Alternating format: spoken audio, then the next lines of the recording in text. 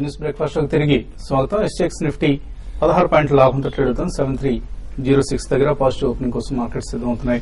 Callers line లో ఉన్నారు. First caller Nellore నుంచి Rajasekhar. Hello, good morning Vasanth garu. Good morning అండి. Good morning Sesh garu. Good morning. Gujarat పీపా 123 రూపీస్ లో పర్చేజ్ చేశారండి. 1 year ప్రాస్పెక్టస్ లో ఎలా ఉంటుందండి? గుజరాత్ పీపా పోర్ట్ ఒకటే అండి. గుజరాత్ పీపా పోర్ట్ మీరు 1 year కోసం అంటున్నారు కాబట్టి డెఫినెట్ గా మీరు హోల్డ్ చేయమని చెప్తానండి. ఇక్కడ నుంచి స్టాక్స్ అనేది కూడా మనం చూస్తున్నాం చాలా రోజుల తర్వాత పెరుగుతున్నాయి. గుజరాత్ పీపా షిప్ యార్డ్ కూడా రీసెంట్ గా బాగా అప్ ట్రెండ్ మనం చూసాము. ఈ అప్ ట్రెండ్ అయితే కొంచెం ఇమీడియట్ గా అయితే కొంచెం ఆగడానికి అవకాశం ఉందండి. బట్ ఇన్వెస్ట్మెంట్ పరంగా చూడాలంటే డెఫినెట్ గా ఈ స్టాక్ ఇక్కడ నుంచి ఇంకా పెరిగే అవకాశం ఉంది. మీరు హోల్డ్ చేసుకోమని చెప్తానండి. కలర్ బైరయ్య లైన్ లో ఉన్నారు. హలో, హలో అండి. అడగండి, ప్రశ్న అడగండి. సార్, నేను బిఎస్ఎల్ 2 years బ్యాక్ 285 లో తీసుకున్నానండి. ఓకే, ఇప్పుడు మీ రేట్ వచ్చింది ఆల్మోస్ట్ 2 years నుంచి వెయిట్ చేశాను. అది మళ్ళీ 199 నుంచి వెళ్ళి వచ్చి ఇక్కడ దగ్గరగా 270 యూనిట్ వరకు. మరి దాన్ని ఎట్లా హోల్డ్ చేయమంటారా? బిహెచ్ఎల్ టెక్నికల్ గా ఎలా ఉంది? 285 లో కొన్నారేమో.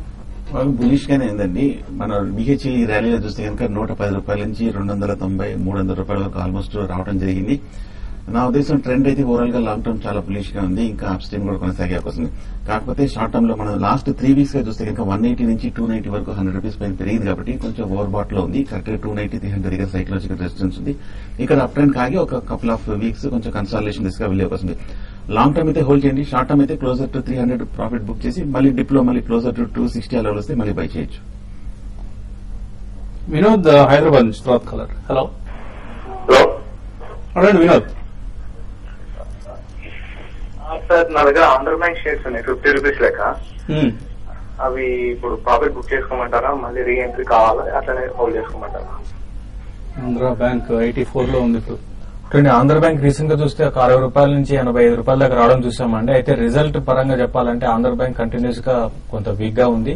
కాబట్టి ఏంటంటే మీరు ఈ బ్యాంక్ నుంచి పిఎస్యూ బ్యాంక్స్ లో అదర్ బ్యాంక్ కి షిఫ్ట్ కమ్మని చెప్తాను. ఈ స్టాక్ రీసెంట్ గా చూస్తే బ్యాంక్స్ అనేవి బాగా పెరిగాయి కాబట్టి ఇది కూడా మంచి ర్యాలీ వచ్చింది. ఒకసారి ప్రాఫిట్ బుక్ చేసుకోమని చెప్తాను. ఈసారి డిప్ వచ్చినప్పుడు మీరు ఆంధ్ర బ్యాంక్ ని కాకుండా వేరే బ్యాంక్, సిండికేట్ బ్యాంక్ లాంటిదని సెలెక్ట్ చేసుకోమంటాను.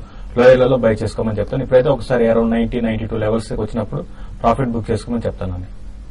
హోల్డ్ చేయండి ప్రస్తుతానికి. ఆంధ్ర బ్యాంక్ యాక్చువల్ గా పెద్ద ఫిగర్స్ చెప్తున్నారు ఈ బ్యాంక్ సంబంధించి.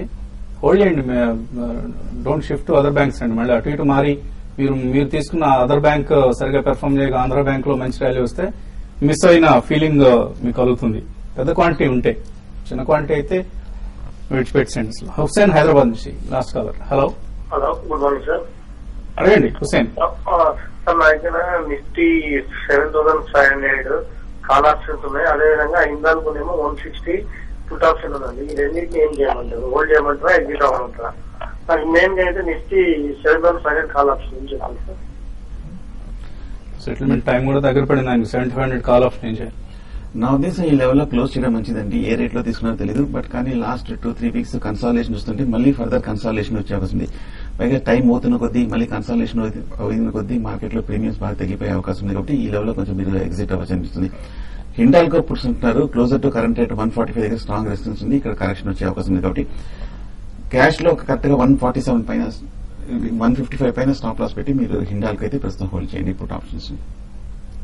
ఈమెయిల్స్ లో విజయశ్రీ అడుగుతున్నారు. అశోక్ లేలాండ్ 22 నుంచి హోల్డ్ చేస్తున్నారు. Holder exit? హోల్డ్ చేయండి. స్టాక్ లో ఒక మేజర్ అప్ ట్రెండ్ వచ్చింది. ఈసారి 30 రూపీస్ కూడా క్రాస్ ఈజీగా 40 ఆ లెవెల్స్ కూడా వైపు వెళ్లే అవకాశం ఉంది. హోల్డ్ చేయండి. సో అందరూ ఇప్పుడు మిడ్ క్యాప్స్ లో రికమెండ్ చేస్తున్న స్టాక్ అశోక్ లేలాండ్. హోల్డ్ చేయండి. Maybe next 6 months to 1 year లో మంచి రిటర్న్స్ వస్తాయి మీకు. సుంకరి శ్రీరామ్ అడుగుతున్నారు. ఒడిశా ఐరన్ ఓర్ ప్రొడక్షన్ సంబంధించి కోర్టు ఆర్డర్ ఎన్ఎండిసి మీద ఎటువంటి ప్రభావం చూపిస్తుంది? సో ఈ న్యూస్ అయితే నేను ట్రాక్ చేయలేదు. So it's a positive news for NMDC అండి. ఎన్ఎండిసిలో మీరు చూస్తే ఈ మధ్య వచ్చిన ర్యాలీకి వన్ ఆఫ్ ది రీజన్స్ ఇది కూడా ఒరిస్సా సంబంధించిన కోర్టు ఆర్డర్. సో హోల్డ్ చేయండి మీరు ఆల్రెడీ ఉంటే. అదర్వైజ్ డిక్లైన్స్ లో మీరు అక్యుములేట్ చేసి ప్రజెంట్ చేయండి ఎన్ఎండిసి సంబంధించి. అలాగే యూనిటెక్, ఎన్హెచ్పిసి ఈ రెండు యాడ్ చేసుకోవచ్చు కరెంట్ లెవెల్స్ దగ్గర 2 years కోసం. ఇప్పుడు యూనిటెక్ లో మనం నిన్న చూసాము, ఒక ఓపెన్ ఇంట్రెస్ట్ పెరిగినప్పుడు కొంచెం తగ్గిందండి, స్టాక్ పెరిగి ఓపెన్ ఇంట్రెస్ట్ తగ్గింది, కాబట్టి ఈ లెవెల్ ప్రాఫిట్ బుకింగ్ రావచ్చు. అయితే మీరు వెరీ షార్ట్ టర్మ్ ట్రేడర్స్ అయితే మాత్రం కొంచెం జాగ్రత్తగా ఉండాలి, మీరు ప్రాఫిట్ బుక్ చేసుకోమని చెప్తాను. ఇంకా డిప్ వచ్చినప్పుడు రెండింటిలో కూడా మీరు యాడ్ చేసుకోండి. ఓవరాల్ ట్రెండ్ అయితే ఇంకా అప్ ట్రెండే ఉందండి. సాయి భార్గవ్ అడుగుతున్నారు, సౌత్ ఇండియన్ బ్యాంక్ 26 లో ఉన్నాయి, హోల్డ్ చేయొచ్చా? హోల్డ్ చేయండి. ఓవరాల్ గా స్టాక్స్ అన్ని కూడా ముఖ్యంగా బ్యాంక్స్ అన్ని పాజిటివ్ గా కాబట్టి ప్రస్తుతం హోల్డ్ చేయండి. కోట కళ్యాణ్ అడుగుతున్నారు, fundamentally good mid cap small cap shares recommend చేయమంటున్నారు. నువ్వు స్క్రీన్ మీద ఇస్తున్న షేర్లు ఏవైతే ఉన్నాయో ఇవి కాదండి, ఇవన్నీ ఇంట్రాడే రికమెండేషన్స్. వీటిని విడిచిపెట్టేసి మళ్ళీ ఒకసారి మీకోసం డిస్ప్లే చేస్తారు mid cap small cap recommendations ని. ఏవైతే బ్రోకింగ్ సంస్థలు ఇస్తున్నాయో వాటిని ఈ పక్కన మనకు కనిపిస్తున్న అశోక్ లేలాండ్ కావచ్చు, అదానీ పోర్ట్స్ కావచ్చు, ఐఎన్జిఓఎస్ఏ or Oberoi realty, Prestige Estates, ఇటువంటి కంపెనీస్ లో ఇన్వెస్ట్ చేయండి. ఇవన్నీ కూడా best mid cap picks for the next 1 to 2 years. పాండ్రి అన్న పేరు శ్రీనివాస్ అడుగుతున్నారు, సిండికేట్ బ్యాంక్, జిఎంఆర్ ఇన్ఫ్రా ఈ కరెంట్ లెవెల్స్ లో లాంగ్ టర్మ్ కోసం కొనొచ్చా? రెండు కూడా మీరు Syndicate Bank and GMR infra రెండు కూడా లాంగ్ టర్మ్ కోసం డెఫినెట్ గా మీరు కొనమంటారండి. చిన్న డిప్ వచ్చినా కూడా బై చేసుకోవచ్చు అండి. రవి తెనాల నుంచి ఎన్సీసీ 70 రూపాయలు కొన్నారు, ఎంత టార్గెట్ ఎక్స్పెక్ట్ చేయొచ్చు? ఓవరాల్ గా బాగా బులిష్ గానే కనిపిస్తోందండి. నా ఉద్దేశం కరెంట్ రేట్ 90 రూపీస్ దగ్గర కొంచెం రెసిస్టెన్స్ ఉంది. క్లోజర్ టు 90 వస్తే ప్రాఫిట్ బుక్ చేయొచ్చు షార్ట్ టర్మ్.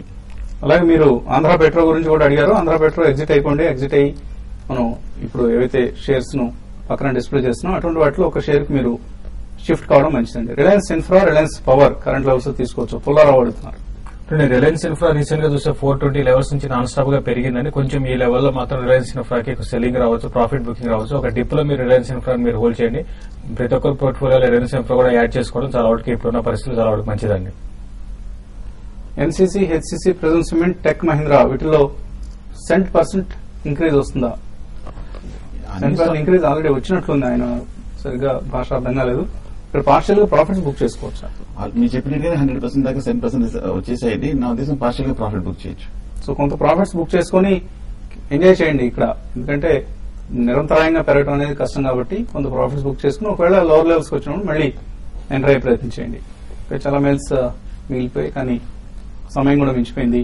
ఇది ఇవాళ బిజినెస్ బ్రేక్ఫాస్ట్. మధ్యాహ్నం 1:30 తిరిగి స్మార్ట్ ఇన్వెస్ట్ లో కలుద్దాం.